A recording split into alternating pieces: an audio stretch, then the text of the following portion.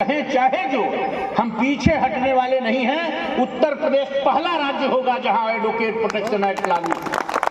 ये जनभावना के लिए वकील के साथ अन्याय नहीं हो सकता। हम अन्याय के खिलाफ लड़ने वाले हैं। हम वो हैं जो सबकी लड़ाई, जिंदगी भर न्याय की लड़ाई लड़ते हैं। हम जोहानिसबर्ग की कचहरी में जब जाते हैं अफ्रीका की आज़ादी के लिए, तो 28 साल जेल रह के नेल्सन मंडेला अफ्रीका को आज़ाद कराते हैं। यह बूता, यह क्षमता नेल्सन मंडेला के अंदर इसलिए थी कि वो पेशे से वकील थे। जब हम 16वें राष्ट्रपति अब्राहम लिंकन होते हैं तो यूनिफिकेशन ऑफ अमेरिका होता है, और जब कैलिफोर्निया में वकालत करने वाले निक्सन अमेरिका के राष्ट्रपति होते हैं तो अमेरिका दुनिया का नंबर 1 देश होता है।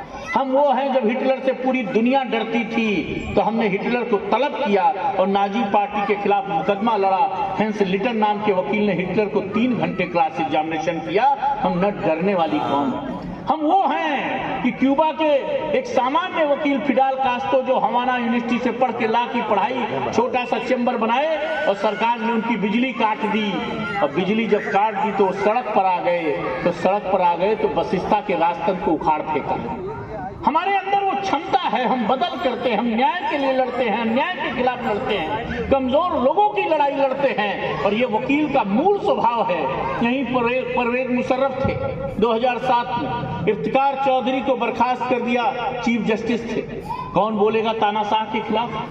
80,000 वकील इस्लामाबाद की सड़कों पर 9 मार्च 2007 को आ गया और कहा, ए परवेज मुशर्रफ, इस चीफ जस्टिस को भी बहाल करो और पाकिस्तान में लोकतंत्र भी बहाल करो। यह क्षमता, यह बूता सिर्फ काले कोट की बिरादरी के अंदर है, ये मैं कहना चाहता हूं। और हिंदुस्तान में भी आपको पता है कि हम दान मांगकर बनारस हिंदू विश्वविद्यालय बनाने वाले मदन मोहन मालवीय, हम बरडोली का आंदोलन जो किसानों के लिए लड़ा गया उसको लड़ने वाले सरदार वल्लभ भाई पटेल हैं। हम दौसा कांस्पिरेसी केस को लड़ने वाले चितरंजन हैं। हम सी राजगोपालाचारी हैं। गोलमेज सम्मेलन में भारत का नेतृत्व करने वाले महात्मा गांधी और बाबा साहब भीमराव अंबेडकर हैं। हम इस देश के पहले राष्ट्रपति राजेंद्र प्रसाद हैं। इस देश के पहले प्रधानमंत्री पंडित नेहरू हैं। इस देश के पहले गृह मंत्री सरदार पटेल हैं। इस देश के पहले विधि मंत्री डॉक्टर अंबेडकर हैं। इस देश के पहले लोकसभा के स्पीकर माल्यानकर हैं। हम उत्तर प्रदेश के पहले मुख्यमंत्री गोविंद बल्लभ पंत हैं। हम वो हैं। हमने पूरी दुनिया में बदल की है, और दुनिया में कोई लड़ाई लड़ी गई है तो एक काले कोट की बदौलत लड़ी गई है। लेकिन एक कौम देख तो तेरी हालत को क्या हुआ,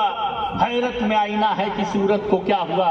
जिसने बड़े बड़ों के थे छक्के छुड़ा दिए, उसी सूरवीर कौम की हिम्मत को क्या हुआ, उसी सूरवीर कौम की हिम्मत को।